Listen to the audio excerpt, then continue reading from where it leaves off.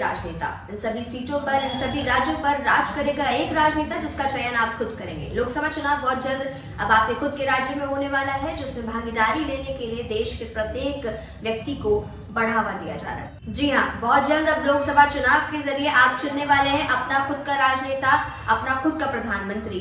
और इससे जुड़ी खास खबरों के लिए बने रहिए आर्य न्यूज झारखंड के साथ। मैं वंशिका नागल, धन्यवाद। राजाबाड़ी में आज तो कार्यकर्ताओं के साथ में मिलना जुलना है। एक खास कम्युनिटी के आपको लेकर नाराजगी देखी जा रही है, ऐसा कुछ।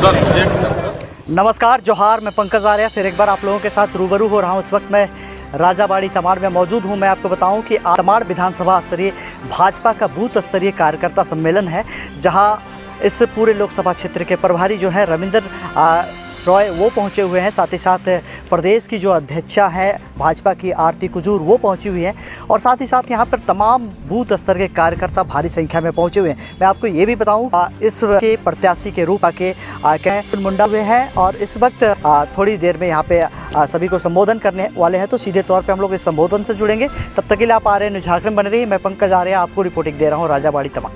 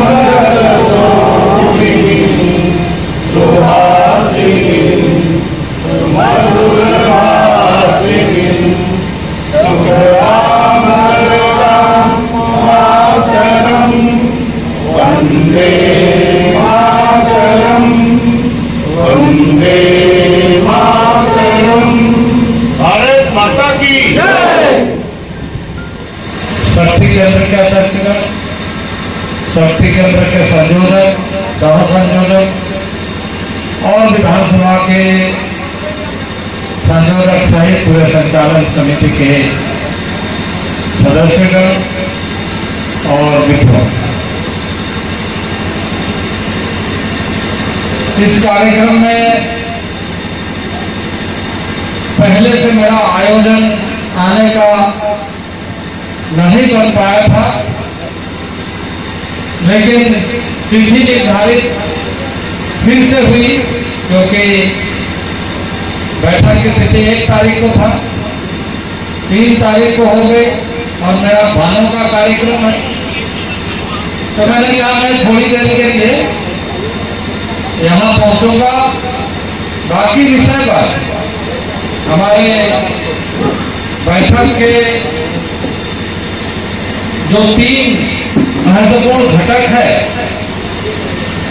सभी स्तरों के, वो बाद में लिए जाएंगे, क्योंकि ये कामकाजी बैठक विधानसभा स्तरीय है। इसमें सबके सुझाव भी और सबके साथ मिलकर के आगामी कार्यक्रमों की रचना में बेहतर क्या हो सकता है, इन सारी चीजों का ध्यान रखते हुए एक बड़े उद्देश्य के साथ भारतीय जनता पार्टी देश में यशस्वी प्रधानमंत्री के नेतृत्व में जो कार्य हो रहा है उसको 2024 के बाद नए गति से आगे बढ़ाने का, और जो भारतीय जनता पार्टी के कार्यकर्ता के नाते देश के अंदर आह्वान करते हुए जो संकल्प कार्यकर्ताओं ने लिया है उसे सिद्धि तक पहुंचाने का। सामान्य तौर से हमारी लोकतांत्रिक व्यवस्था में 5 साल पर चुनाव होता है, और चुनाव एक पर्व है, और लोकसभा का चुनाव इस देश के लिए बहुत महत्वपूर्ण महापर्व, लेकिन महापर्व पिछले कई वर्षों से देश के सामने मनाने का देशवासियों के साथ आयोजन होता रहा। 1952 में जब देश के लोगों को ये महसूस हुआ कि हम अब आजाद हो गए हैं,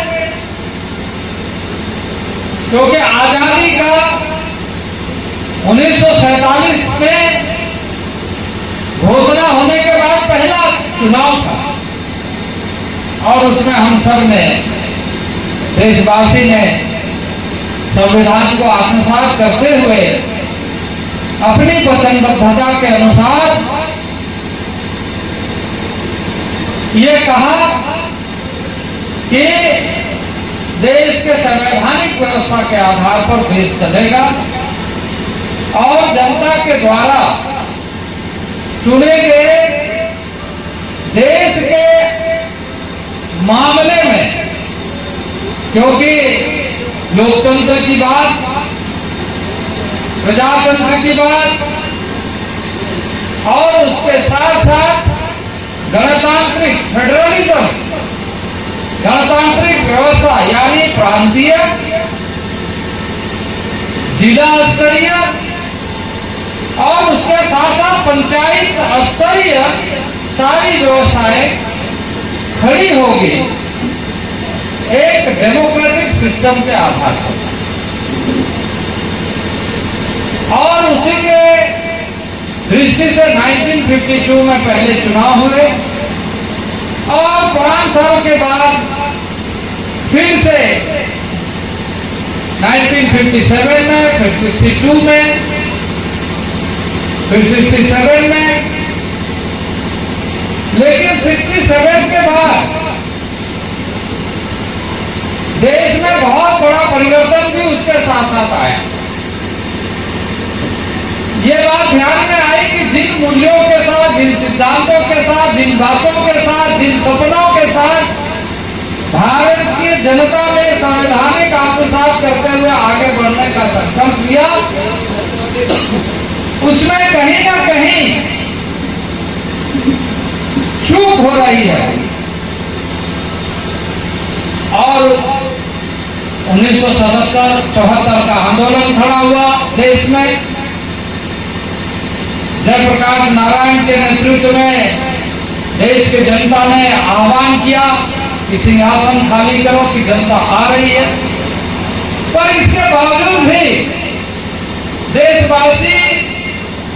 देशवासी के उन बातों को लेकर बहुत ज्यादा दिन तक, यानी उस समय में जो परिस्थिति कही है या जो जिस तरह के वातावरण कहिए, फिर वही बात 1980 से लगातार देश में एक ही सरकार, कांग्रेस की सरकार है। 1952, 1957, 1962, 1967, फिर चुनाव में जिस तरीके से कुछ बातें उभर करके सामने आई, मैं उसके पीछे नहीं जाऊंगा क्योंकि उसमें इलाहाबाद हाईकोर्ट का केस आया। इलाहाबाद हाईकोर्ट में ने अयोग्य ठहरा दिया मैडम गांधी को। फिर कई परिस्थितियां बनी, इस तरह की स्थिति बनते हुए फिर कांग्रेस इस देश में लंबे कालखंड तक शासन किया। फिर 80 में, फिर 84 में, फिर 90 में, फिर 95 में,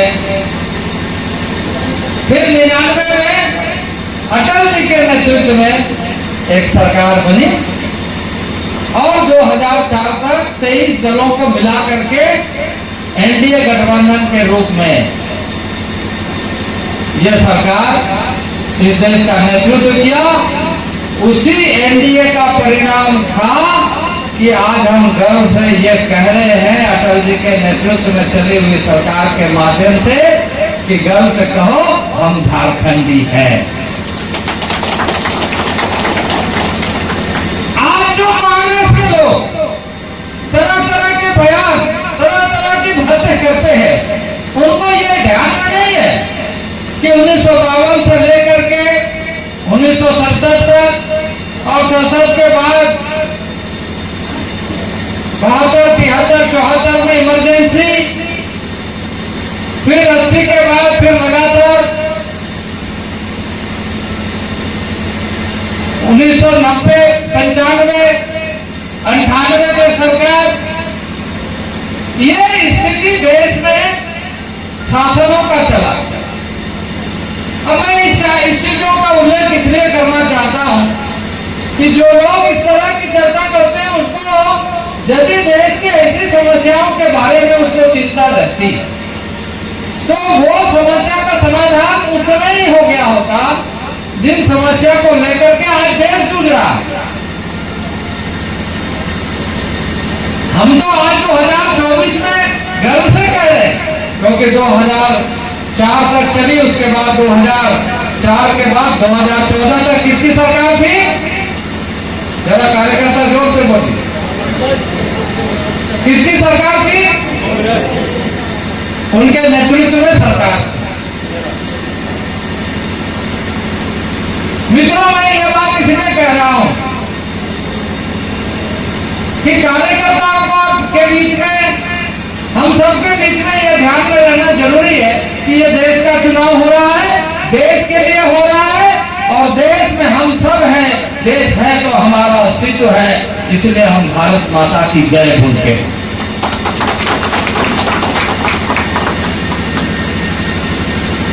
ये देश का चुनाव है और देश के चुनाव के साथ कोई दल अगर निजी स्वार्थ के लिए राजनीति करता है तो वो देश के साथ धोखाधड़ी करता है, क्योंकि जो देश सबसे पहले है उसके बाद हम सब है। तो इस तरीके से 2004 से 2014 तक फिर सरकार चली। 2014 के बाद पहली बार देश में गैर कांग्रेसी पूर्ण बहुमत से किसी की सरकार चली तो भारतीय जनता पार्टी के कार्यकर्ताओं के परिश्रम से बनाए गए पूर्ण बहुमत की नरेंद्र भाई मोदी की सरकार केंद्र में आई। और फिर 2014 से 2019 के बीच में जो कार्य, जो परिश्रम, देश के जनता का विश्वास जो बना 2019 में, आप सब देशवासी ने मिलकर के फिर से दोबारा उससे भी ज्यादा बहुमत के साथ भारतीय जनता पार्टी के नेतृत्व में केंद्र में सरकार बनाई। और यदि हम 2019 से 2024 के कालखंड को देखें तो हम गर्व से कह सकते हैं, गर्व से हम कह सकते हैं, जो भी कार्यकर्ता, चाहे वो बूथ का कार्यकर्ता हो या सामान्य कार्यकर्ता हो या समर्थक हो या देश का एक स्वतंत्र नागरिक होने के नाते गर्व करता है कि हमने भारतीय जनता पार्टी की सरकार बनाई है, तो गर्व से कह सकता है कि हमने देश प्रथम का उद्देश्य को लेकर 2019 से 2024 तक काम किया है और इसलिए देश के नक्शे में आज कश्मीर से कन्याकुमारी तक भारत एक है। हम तमाम में मतदान कर रहे हैं, तमाम के किसी बूथ के कार्यकर्ता है, लेकिन वो मत इस देश को ताकत देता है, इस देश को ऊर्जा देता है। जिस कश्मीर में आजादी के बाद कांग्रेस की सरकार ने कभी दृढ़ इच्छा शक्ति का परिचय नहीं दिया, देश को कमजोर करने का काम किया,